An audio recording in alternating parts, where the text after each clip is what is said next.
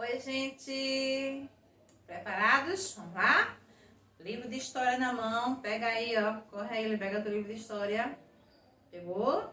Corre, corre, corre. Pega o livro de história, certo? Hoje nós vamos falar aí sobre o ciclo do café e a abolição da escravidão. Desculpem, gente, hoje eu tô com sono. É a abolição da escravidão. Então, página 86. Abram, vamos lá.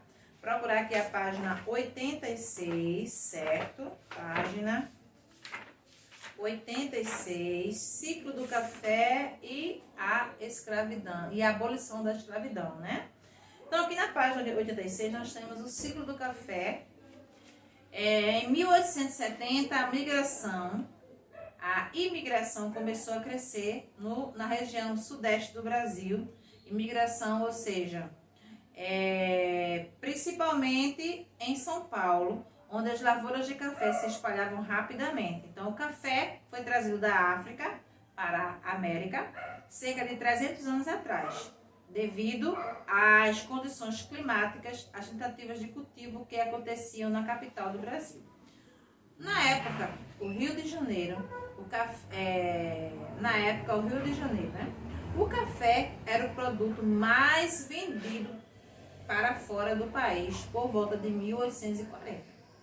Nesta época, o Brasil era independente, não era mais uma colônia de Portugal, não pertencia mais a Portugal, né? Aqui, em 1840, o Brasil já era livre, porque o Brasil deixou de pertencer a Portugal no dia 7 de setembro de 1822.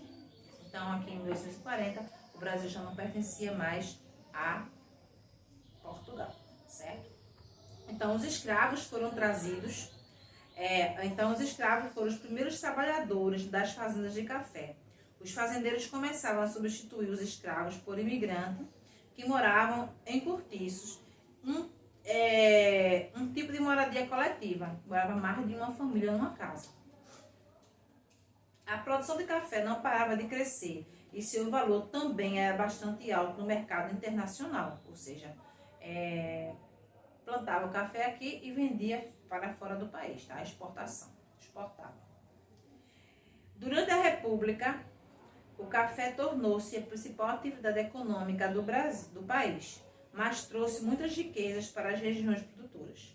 O café era retirado das fazendas em carros de boi ou no lombo de mulas, levado até os portos. Foram construídas estradas de ferro no Brasil que ligassem as áreas de cafezais aos portos.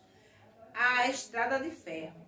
Dom Pedro II ligava Rio de Janeiro às províncias de São Paulo e Minas Gerais. Em São Paulo, Jundiaí era a principal estrada de ferro que ligava Santos às áreas de produção de café localizadas no interior paulista. Então aqui temos aqui embaixo, né, aí, ó, os escravos tinham papel importante na produção de café, na colheita no século XIX, tá? Aí os escravos, né, os bichinhos vieram trabalhar aqui, os primeiros trabalhadores aqui foram os escravos, certo, gente? Eles foram trazidos da África para trabalhar aqui nas fazendas de café, tá? Infelizmente, eles eram muito maltratados.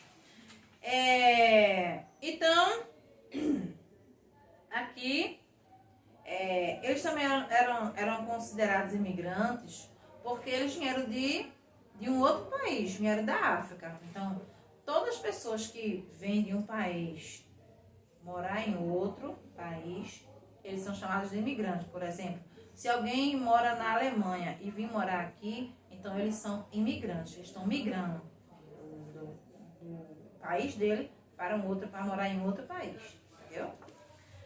Então, aqui vocês vão responder a página 86. E agora nós vamos falar um pouquinho sobre a abolição da escravatura.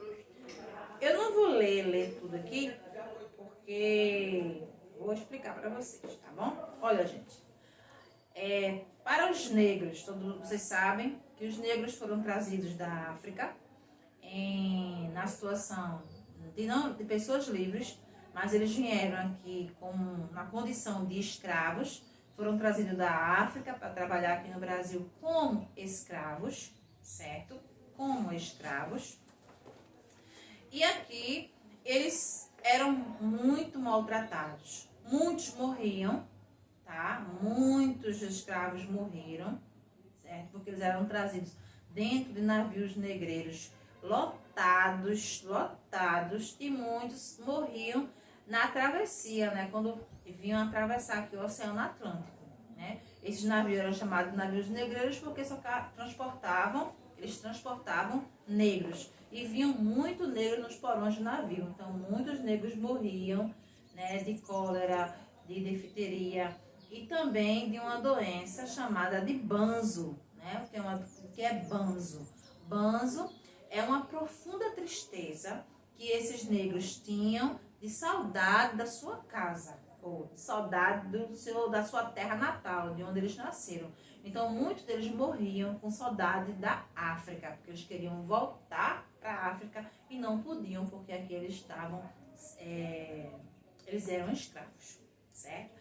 Então, como eles eram muito maltratados, né? Eles eram muito maltratados, não se alimentavam bem, não dormiam bem, trabalhavam muito, certo? Então, algumas pessoas começaram a se revoltar, e os próprios negros também. Eles estavam na condição de escravos, mas eles não se conformavam com isso, não. Eles queriam lutar pela liberdade deles, tá bem? Então, algumas leis foram criadas para beneficiar esses negros, porque esses negros, como eu falei para vocês, eles sofriam muito. Então, a primeira lei que foi criada foi a lei de Eusébio de Queiroz, em 1850, tá bom? Essa lei, ela proibia o tráfico de escravos, ou seja, a venda de escravos, tá certo? Ele proibia, tá? Proibia o tráfico de escravos aqui para o Brasil, proibia que as pessoas trouxessem eles da África aqui para o Brasil. Essa foi a primeira lei. A segunda lei que foi criada foi a lei do ventre livre em 1871. O que é a lei do ventre livre? Todos os negros que eram nascidos a partir de 1871, eles que estavam na barriga. A mãe poderia ser escrava, mas o filho que estava na barriga da mãe, que nasciam a partir de 1871, eles eram livres. Porém, eles ficavam no poder do dono da mãe ou dos pais dele, né, da mãe ou do pai, até os 21 anos de idade, certo? Até os 21 anos de idade. Aí é que estava o problema, porque esses escravos, como eles viviam, eram os donos fazendeiros que ficavam como tutores dele, eram responsáveis por eles maltratavam eles, né? E às vezes eles nem chegavam a completar os 21 anos, morria antes, tá? Uma outra lei que foi criada foi a lei dos sexagenários, que foi em 1885.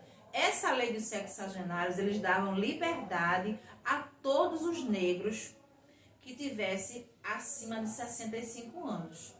Só que os negros que tinham acima de 65 anos, tanto deles sofrerem, eles já estavam, muitos morriam, né? Muitos morriam, tá bem? Então, mas mesmo assim foi criada essa lei. Então, a lei de sexagenário, ela dava liberdade a todos os negros que tivessem mais de 65 anos, a partir aí de 1885, tá? Mas aí as lutas não pararam.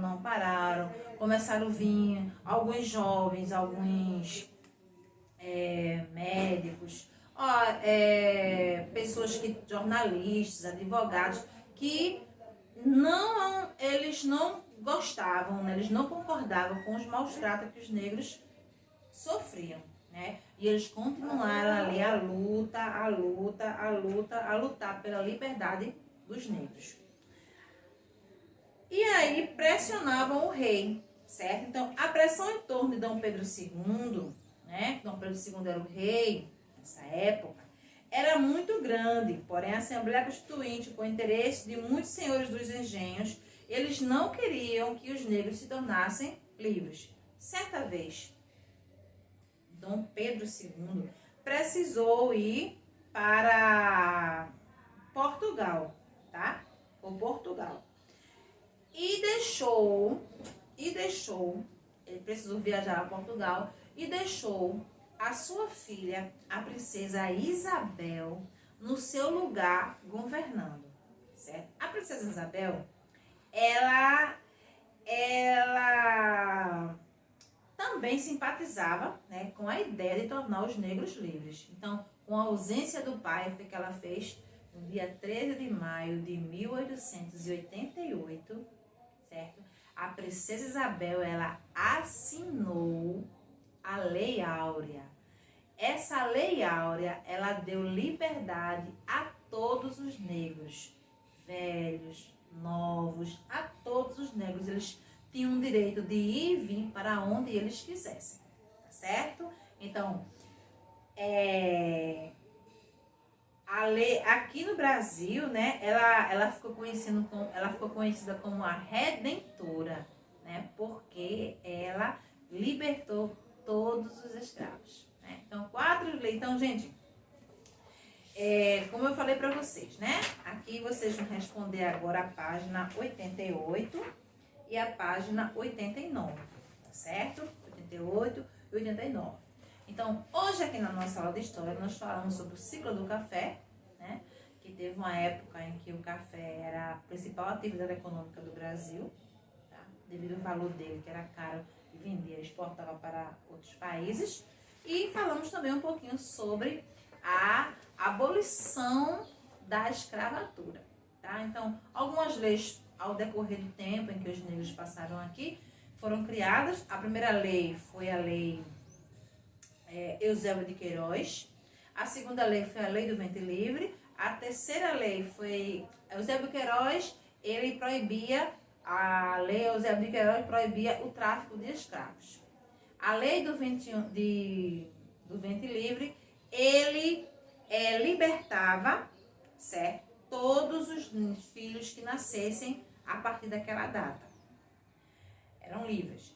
E a lei dos sexagenários, que essa lei, ela era a lei que dava liberdade a todos os escravos que tinham mais de 65 anos. A partir de 65 anos eles eram livres.